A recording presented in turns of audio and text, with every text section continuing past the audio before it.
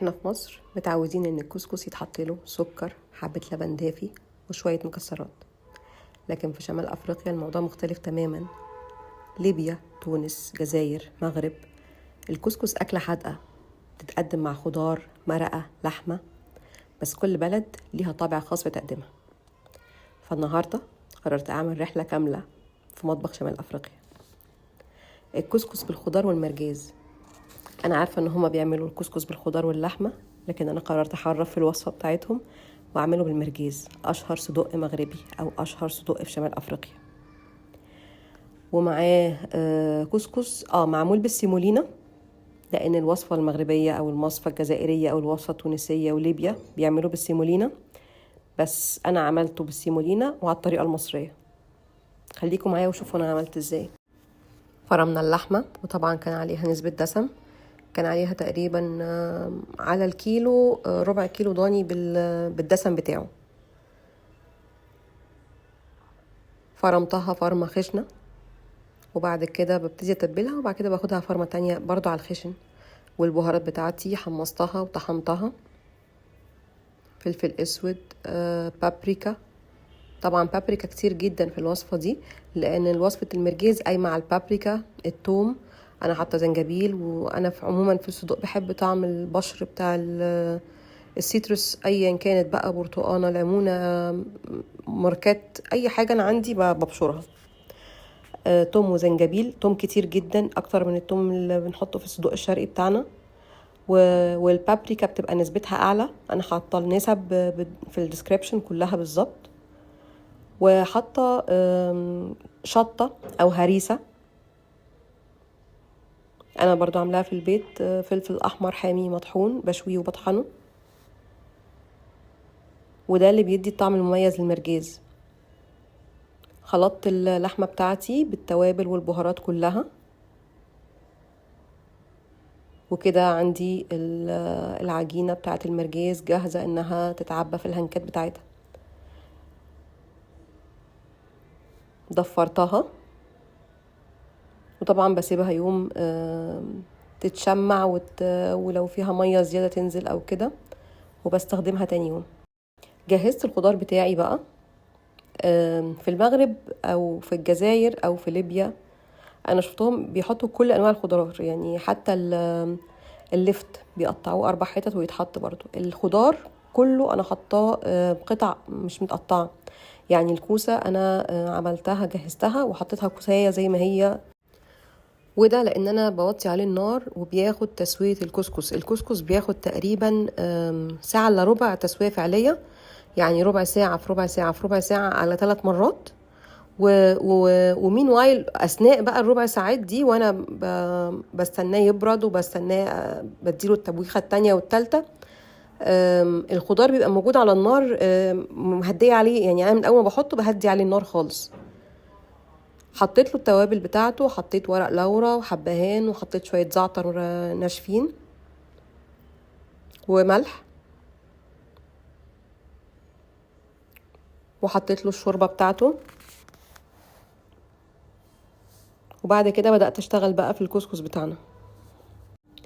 المعيار اللي انا استخدمته، انا استخدمت تقريبا نص كيلو سيمولينا، دقيق سيمولينا، بس السيمولينا الناعمه، مش السيمولينا الخشنه اللي بنعمل بيها الهريسه، السيمولينا اعم شويه منها. حطيتها عندي في الكيتشن، انا ممكن اعملها من غير الكيتشن، بس انا يعني تسريعا للوقت. وبديها سرسوب، دول 200 ملي ميه على تقريبا النص كيلو، بديها سرسوب وهي شغاله، يعني وهي شغاله بتلف السكينه بتاعه الكيتشن. انا بنزل سرسوب الميه لغايه، يعني انا لغايه اما احس ان انا الكميه عندي بتاعه السيمولينا بقت عامله زي الرمله. ما بتبقاش حبايه كبيره، لكن بتبقى عامله زي الرمله كده، يعني انا كده لا لقيتها ان هي لسه محتاجه، فجبت لها شويه ميه كمان، يعني تقريبا انا هعطيها حبه كمان، تقريبا 100 ملي كمان، تقريبا 300 ملي على نص كيلو سيمولينا. اي حد يقول لك الكسكس غلبه، هو فعلا غلبه. اي حد يقول لكم طريقه الكسكس في 10 دقايق ما تصدقوهوش، هو غلبه، بس هو في الاخر النتيجه تستاهل الغلبه دي الصراحه، بالذات لما جربته بالسيمولينا. يعني الطريقه دي فعلا اخف بكتير من الدقيق العادي بتاعنا. هنا كده انا خدت الكميه، بصوا يعني دي كده السيمولينا بتنزل معايا كانها بالظبط عامله زي حبات الرمله. اول تسويه بحط لها طبعا قماشه او شاشه وبسويها على البخار بتاع الخضار. اول تسويه بالظبط بتاخد ربع ساعه. انا كده خلاص الربع ساعه بتاعتي عدت، وخليكم التزموا بالتوقيتات بالظبط، ربع ساعه لكل تسويه. ممكن كمان يعني ممكن نقل عن الربع ساعه، بس يعني خلينا نقول ربع ساعه. دي بعد اول مره طبعا البخار طالع منه، فانا مش قادره اجي جنبه، بس يعني هحاول افكه بالمعلقه. بعد المره الاولانيه بنحس ان الحبايه شربت بخار ونفشت شويه، بس بحسها عطشانه. فانا بعد اول مره ببتدي اجيب شويه ميه ساقعين بقى، لان طبعا البخار صعب قوي، مش قادره اقول لكم. انا جبت جوانتي عشان انا مش قادره احط ايدي فيه. وبجيب حبه ميه ساقعه، انا جبت برضو تقريبا 200 ملي، وابتدي ارشرش على الكسكس بتاعي، وابتدي افركه في بعضه كده. ان انا بكبر يعني تاني بروسيس دي، انا بكبر حجم الحبايه انا عايزاها تكبر شويه. حتى لو لقيته فيه كلاكيع ما تقلقوش، احنا كده كده في الاخر بناخده على مصفى. يعني انا بحط برشرش ميه وابتدي افركه بايديا، ارشرش ميه وافرك بايديا لحد ما احس ان الحبيبات بتاعته كلها يعني اتسقت، كلها بقت يعني ارتاحت ميه، بس ما يبقاش معجن. يعني انا لو مسكته في ايدي مثلا في الاخر، انا عشان اعرف ان هو كده خلاص كويس، انا يعني بضمه في ايدي، مش بضغط عليه جامد قوي، مش بكرش يعني الكسكس، لا انا بضغطه في ايدي كده. لو ساب علامه، يعني لو علم معايا خلاص كده زي الفل. ببتدي بقى بعد كده المره التانية اخده بحطه تاني على البخار في نفس القماشه او الشاشه اللي انا بشتغل عليها.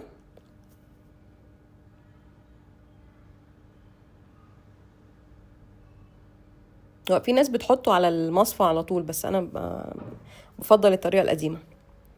الفرق بقى هنا في الطريقه بتاعه شمال افريقيا والطريقه بتاعتنا في مصر، ان هم اول مره هم بيحطوا زيت زيتون، يعني بيحطوا على السيمولينا زيت زيتون. احنا ما بنبتديش بزيت زيتون، احنا ما بنحطش الماده الدهنيه غير في الاخر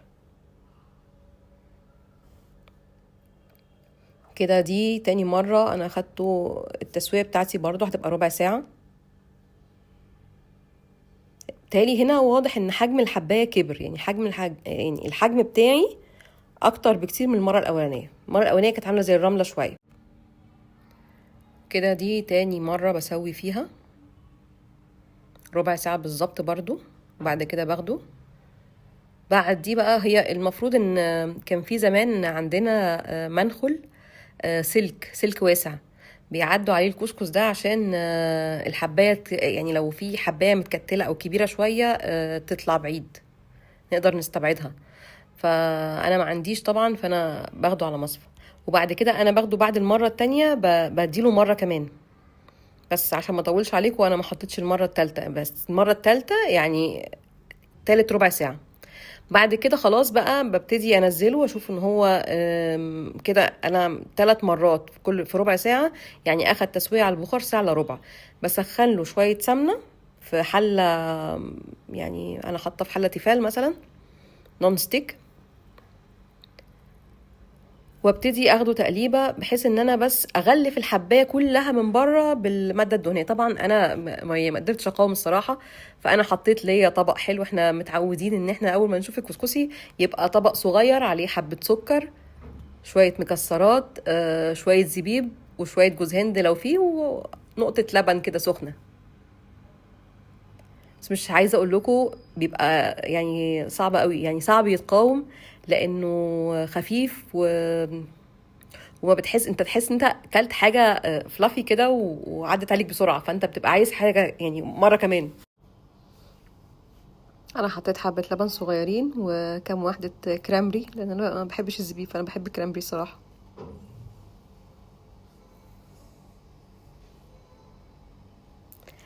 الحادق بقى، هنيجي للحادق. انا خدت 3 معالق زيت زيتون بالزعتر، وخدت عليهم نص معلقة مستردة، وبالظبط يعني نقطتين ليمون، يعني مش ليمون كتير. انا حطيت بالظبط نقطتين من الليمون، نص ليمونه اللي هي القضاليا اللي معايا انا حطيت بالظبط منها نقطتين. وها هو ذا بقى المرجاز.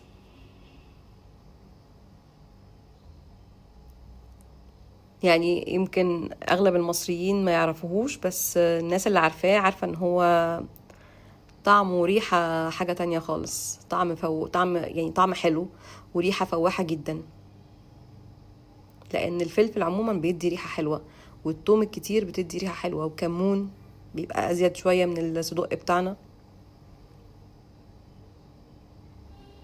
فمش عايزه اقول لكم ان هو عامل ريحه حلوه قد ايه، يعني الدخان نفسه موضح الريحه عامله ازاي. بعد كده انا خدته، يعني يا دوبك انا اديته البرنت بتاعته بس على الشوايه، وخدته حطيته على الخضار بالظبط اقل من دقيقتين، يعني يا دوبك بس ان هو يفضل قاعد سخن بسخونيه الخضار عبال ما اغرفه.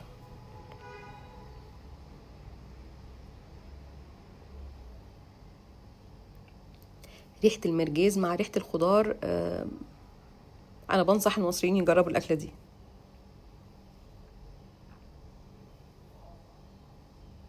شويه سمنه فلاحي بقى، ونزلت فيهم لوز محمص وعين جمل.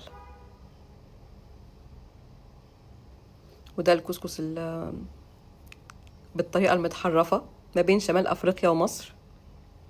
ده الصنف الحادق بتاعه. بصوا الخضار طالع بحاله ازاي، ما اتهراش، بالرغم من انه فتره التسويه بتاعته كانت كتيره جدا، بس الخضار طالع بحاله. عشان كده انا بحط الخضار بحاله فيحافظ على نفسه وما يتهريش. بالهنا والشفا، واتمنى المصريين يجربوا الحادق، واتمنى شمال افريقيا كله تحب الحلو، لان هو فايتهم كتير جدا ان هم ما بياكلوش الصنف الحلو.